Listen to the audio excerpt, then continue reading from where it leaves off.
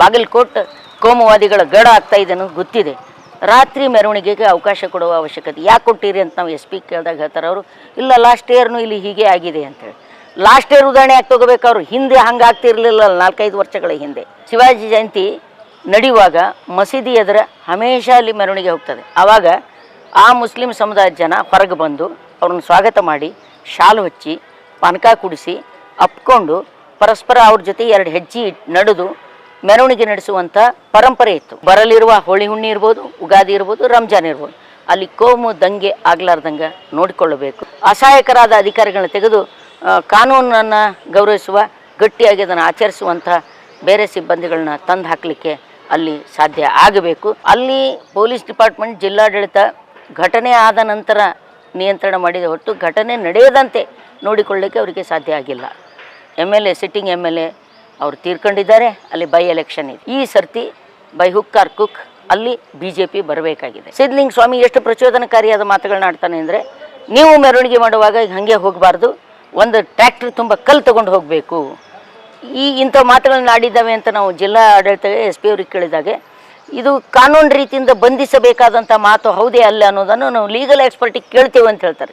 ಶಿವಾಜಿ ಜಯಂತಿಯ ನೆಪದಲ್ಲಿ ಅಲ್ಲಿರ್ತಕ್ಕಂಥ ಕೆಲವು ಕೋಮು ಶಕ್ತಿಗಳು, ಕೆಲವು ಕೋಮು ಭಾವನೆಯನ್ನು ತುಂಬಿಕೊಂಡಿರ್ತಕ್ಕಂಥ ಜನ ಪಂಕಾ ಮಸೀದಿ ಎದುರುಗಡೆ ಹೋಗಿ ಸುಮಾರು 40 ನಿಮಿಷಗಳವರೆಗೆ, SP ಅವರೇನೋ 22 ನಿಮಿಷ ಅಂತ ಹೇಳ್ತಾರೆ, ಅಲ್ಲಿಯ ಸ್ಥಳೀಯರನ್ನು ಕೇಳಲಾಗಿ ಒಂದು 40 ನಿಮಿಷದವರೆಗೆ ಮಸೀದಿ ಎದುರು ನಿಂತು, ಅದು ತುಂಬ ಇಕ್ಕಟ್ಟಾದ ಸ್ಥಳ. ನಾವು SP ಅವರನ್ನು ಭೇಟಿಯಾಗಿದ್ದೇವೆ, DC ಅವರನ್ನ ಭೇಟಿಯಾಗಿದ್ದೇವೆ, ಬಾಧಿತರನ್ನು ಭೇಟಿಯಾಗಿದ್ದೇವೆ, ಮಸೀದಿಯ ಮುಂದೆ ಹೋಗಿದ್ದೇವೆ, ಮಸೀದಿಯಲ್ಲಿರ್ತಕ್ಕಂಥ ಜನರನ್ನು ಮಾತಾಡಿಸಿದ್ದೇವೆ, ಸುತ್ತಮುತ್ತಲಿರ್ತಕ್ಕಂಥ ಜನರನ್ನು ಮಾತಾಡಿಸಿದ್ದೇವೆ, ಎಲ್ಲ ಕೋಮಿನವರನ್ನು ಮಾತಾಡಿಸಿದ್ದೇವೆ. ಅಲ್ಲಿ ಇಕ್ಕಟ್ಟಾದ ಸ್ಥಳ ಅದು. ಆ ಇಕ್ಕಟ್ಟಾದ ಸ್ಥಳದಲ್ಲಿ ಒಂದು ರಾತ್ರಿ 9 ಸುಮಾರು 9ರಿಂದ 10 ಒಳಗಡೆ ಒಂದು 40 ನಿಮಿಷದವರೆಗೆ ಕುಣಿಯೋದು, ಚೀರೋದು, ಮಂದಿರ ಬನ ಹಿಂಗೆ ಹಾಡಾಡೋದು, ಕೆಟ್ಟ ಸನ್ನೆಗಳನ್ನು ಮಾಡಿ ಅಲ್ಲಿರ್ತಕ್ಕಂಥ ಜನರನ್ನು ಉದ್ರೇಕಕಾರಿಗೊಳಿಸಿರ್ತಕ್ಕಂಥ ಕೆಲಸ ಮಾಡಿದ್ದಾರೆ. ಇಷ್ಟೆಲ್ಲ ನಡೆಯುತ್ತಿರುವಾಗ ಅಲ್ಲಿ SP ಅವರಿದ್ದರು, ಪೊಲೀಸ್ ಸಿಬ್ಬಂದಿ ಇತ್ತು. ಅವ್ರು ನಾವು ನಿಯಂತ್ರಿಸಿದ್ದೇವೆ ಅಂತ ಹೇಳ್ತಾರೆ. ಅದು ಹೇಗೆ ನಿಯಂತ್ರಿಸಿದ್ದಾರೋ ಗೊತ್ತಾಗ್ತಾ ಇಲ್ಲ. ಎಲ್ಲ CC ಕ್ಯಾಮ್ರಾದ ಫುಟೇಜ್ಗಳನ್ನು ನಾವು ನೋಡಿ ಬಂದಿದ್ದೇವೆ. ಮಸೀದಿ ಒಳಗಿನಿಂದ ಒಂದು ಕಲ್ಲು ಬತ್ತು ಅಥವಾ ಒಂದು ಚಪ್ಪಲಿ ಬಂತು ಅಂತ ಹೇಳ್ತಾರೆ. ಮತ್ತು ಈಗಾಗಲೇ ಕಲ್ಲು ಎಸೆದಂಥ ಮತ್ತು ಚಪ್ಪಲಿ ಎಸೆದಿರುವಂಥ ವ್ಯಕ್ತಿ ಯಾರು ಅಂತ ಗುರುತಿಸಿದೆ, ಅವ್ರನ್ನ ಬಂಧಿಸಲಾಗಿದೆ. ಇಷ್ಟೆಲ್ಲ ಆದ ನಂತರ ಇಲ್ಲಿ ಇರುತ್ತಿರುವಾಗಲೇ ಸ್ವಲ್ಪ ಮುಂದೆ ಹೋಗ್ತದೆ ಮೆರವಣಿಗೆ. ಅಲ್ಲಿ ಒಂದು ಕಾಯಿಪಲ್ಯ ಮಾರ್ಕೆಟ್ ಇದೆ. ಅಲ್ಲಿ ಕಾಯಿಪಲ್ಯ ಹೊತ್ತುವಂಥ ಬಂಡಿಗಳಿವೆ. ಆ ಬಂಡಿಗಳು ನಿರ್ದಿಷ್ಟ ಕೋಮಿಗೆ ಸಂಬಂಧಪಟ್ಟಿವಂತ ಗುರುತಿಸಿ ಅವುಗಳಿಗೆ ಬೆಂಕಿ ಹಚ್ತಾರೆ. ಮರುದಿನ ಮುಂಜಾನೆ ಮತ್ತೆ ಅಂಗಡಿ ಮುಗ್ಗಟ್ಟುಗಳನ್ನು ಮುಚ್ಚಿಸಲಿಕ್ಕೆ 20-25 ಹುಡುಗರು ಕಲ್ಲು ಎಸೆತವನ್ನು ಮಾಡ್ತಾರೆ. ಆವಾಗ ನಾವು ತಕ್ಷಣವೇ ಬಂಧಿಸಿದ್ದೇವೆ ಅಂತ SP ಅವರು ಹೇಳ್ತಾರೆ. ರಾತ್ರಿ ಇಷ್ಟು ಜಗಳ ಆಗಿದೆ, ಮುಂಜಾನೆ ಏನೂ ಆಗ ಸಾಧ್ಯತೆ ಇರ್ತದೆ. ಅಲ್ಲಿ ಪೊಲೀಸ್ ಡಿಪಾರ್ಟ್ಮೆಂಟ್, ಜಿಲ್ಲಾಡಳಿತ ಘಟನೆ ಆದ ನಂತರ ನಿಯಂತ್ರಣ ಮಾಡಿದ ಹೊರತು ಘಟನೆ ನಡೆಯದಂತೆ ನೋಡಿಕೊಳ್ಳಲಿಕ್ಕೆ ಅವರಿಗೆ ಸಾಧ್ಯ ಆಗಿಲ್ಲ. ಹೀಗಾಗಿ ಅಲ್ಲಿ ಕೋಮು ವಿದ್ವೇಷಕಾರಿಯಾದಂಥ ಕೃತ್ಯಗಳು ನಡೀತಾ ಇವೆ. ವಯಸ್ಸಾದಂಥ ಒಬ್ಬ ಹಿರಿಯರು, ಒಂದು 60-70 ವರ್ಷದ ವಯೋವೃದ್ಧರವರು, ಅವರಿಗೊಬ್ಬ 18-20 ವರ್ಷದ ಹುಡುಗ ಅವಾಚ್ಯ ಶಬ್ದಗಳಿಂದ ಬೈತಾನೆ, ಅವನು ಹೊಲ್ಸು ಬೈತಾನೆ. ಹೋಗಿ ಆ ವಯೋವೃದ್ಧರು ನೋಡ್ರಿ ನನಗೆ ಇವಾಗ ಹಿಂಗೆ ಬೈತಾರೆ ಅಂತ ಹೇಳಿದ್ರು ಕೂಡ ಯಾರು ಕಿವ್ಯಾಗ ಹಾಕ್ಕೊಳ್ಳಲ್ಲ. ಅಲ್ಲಿ ಇಂಥ ಒಂದು ಕೆಟ್ಟ ವಾತಾವರಣ ಮೂಡಿದೆ. ಯಾಕಿದೆಲ್ಲ ಹೀಗಾಯಿತು ಅಂತ ಕೇಳಿದ್ರೆ ಅದಕ್ಕೆ ಭಾಳ ಸ್ಪಷ್ಟವಾಗಿದೆ ಉತ್ತರ. ಅಲ್ಲಿಯ MLA ಸಿಟ್ಟಿಂಗ್ MLA ಅವರು ತೀರ್ಕೊಂಡಿದ್ದಾರೆ. ಅಲ್ಲಿ ಬೈ ಎಲೆಕ್ಷನ್ ಇದೆ. ಬೈ ಎಲೆಕ್ಷನ್ಗೆ ಈ ಸರ್ತಿ ಬೈ ಹುಕ್ ಆರ್ ಕುಕ್ ಅಲ್ಲಿ BJP ಬರಬೇಕಾಗಿದೆ. BJP ಅದು ಕೇವಲ ಒಂದು ಮುಖವಾಣಿ. BJP ನಿಯಂತ್ರಿಸ್ತಾ ಇರೋದು RSS. ಅದರ ಹಿಂದಿರ್ತಕ್ಕಂಥ ಸಂಘ ಪರಿವಾರದ ಅನೇಕ ಗ್ಯಾಂಗ್ಗಳು. ಆ ಗ್ಯಾಂಗಿನ ಜನ ಶಿವಾಜಿ ಜಯಂತಿಯ ನೆಪದಲ್ಲಿ ಅಲ್ಲಿ ವರ್ಷಾಂಚಾರಿ ಅನೇಕ ವರ್ಷಗಳಿಂದ ಶಿವಾಜಿ ಜಯಂತಿ ನಡೀತದೆ.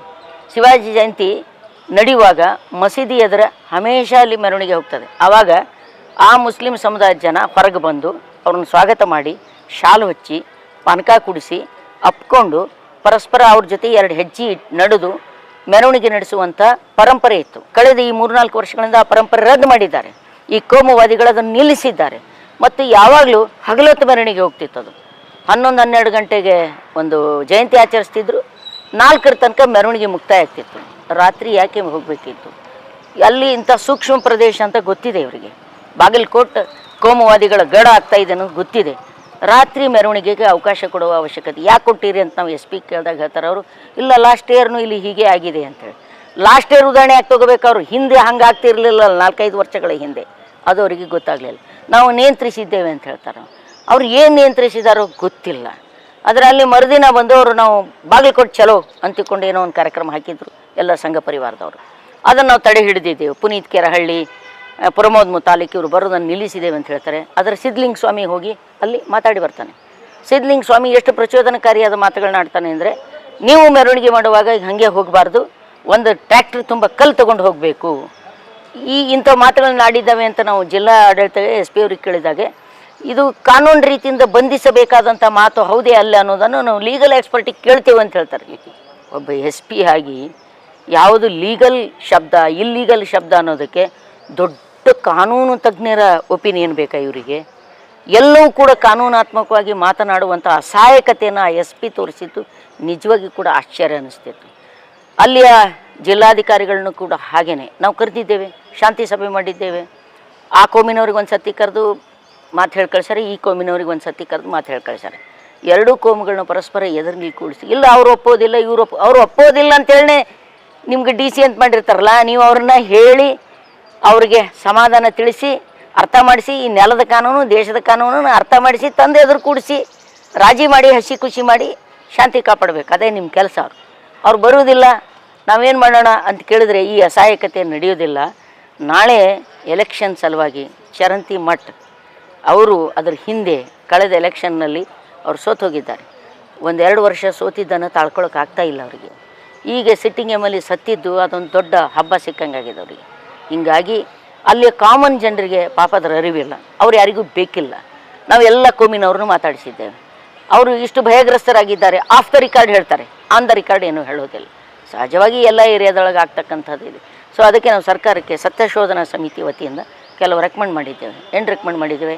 ನಾವು ಇಡೀ ಕಮಿಟಿಯ ವರದಿಯನ್ನು ಸರ್ಕಾರಕ್ಕೆ ಸಲ್ಲಿಸ್ತೇವೆ. ಸರ್ಕಾರಕ್ಕೆ ಸಲ್ಲಿಸಿ ಗೃಹ ಮಂತ್ರಿಯವರಿಗೆ, ಮುಖ್ಯಮಂತ್ರಿಯವರಿಗೆ ನಮ್ಮ ನಿಯೋಗ ಭೇಟಿ ಆಗ್ತದೆ. ಬರಲಿರುವ ಹೋಳಿ ಹುಣ್ಣಿ ಇರ್ಬೋದು, ಉಗಾದಿ ಇರ್ಬೋದು, ರಂಜಾನ್ ಇರ್ಬೋದು, ಅಲ್ಲಿ ಕೋಮು ದಂಗೆ ಆಗಲಾರ್ದಂಗೆ ನೋಡಿಕೊಳ್ಳಬೇಕು. ಅಲ್ಲಿಯ ಅಧಿಕಾರಿಗಳ ಅಸಹಾಯಕತೆಯನ್ನು ನಿಲ್ಲಿಸಬೇಕು. ಅಸಹಾಯಕರಾದ ಅಧಿಕಾರಿಗಳನ್ನ ತೆಗೆದು ಕಾನೂನನ್ನು ಗೌರವಿಸುವ, ಗಟ್ಟಿಯಾಗಿ ಅದನ್ನು ಆಚರಿಸುವಂಥ ಬೇರೆ ಸಿಬ್ಬಂದಿಗಳನ್ನ ತಂದು ಹಾಕಲಿಕ್ಕೆ ಅಲ್ಲಿ ಸಾಧ್ಯ ಆಗಬೇಕು. ಮತ್ತು ಇಡೀ ಪ್ರಕರಣ ತನಿಖೆ ಆಗಬೇಕು, ತಪ್ಪಿತಸ್ಥರಿಗೆ ಶಿಕ್ಷೆ ಆಗಬೇಕು.